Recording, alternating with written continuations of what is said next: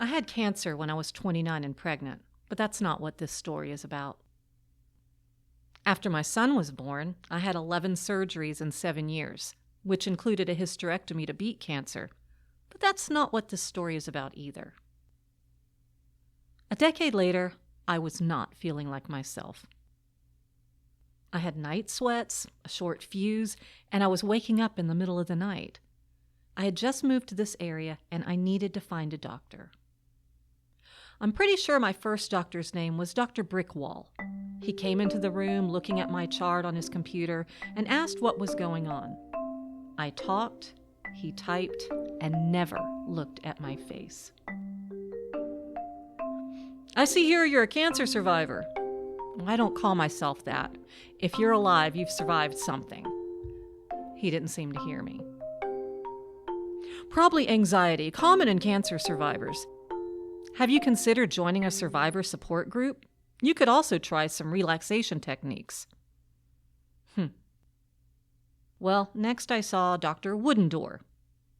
I heard him pull my chart from the slot outside the room. Sitting naked on the exam table, I shivered in a paper vest and a paper sheet circled around my waist modestly.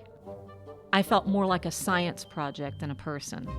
He stood over me, searching my chart, but not my face.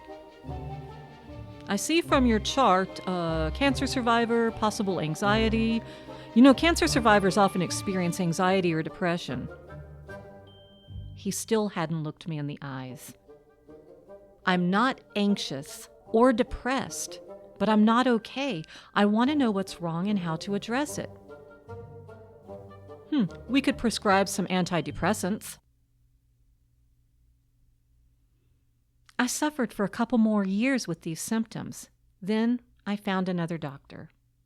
Her nurse brought me into the room, sat across from me, looked me in the eyes. What brings you here today? She handed me a robe, a real, soft, actual robe. I held it in my hands as she took my vitals. Has anyone tested you for early menopause? No. When my new doctor came in, she also sat across from me and asked what was going on. She took notes while I talked.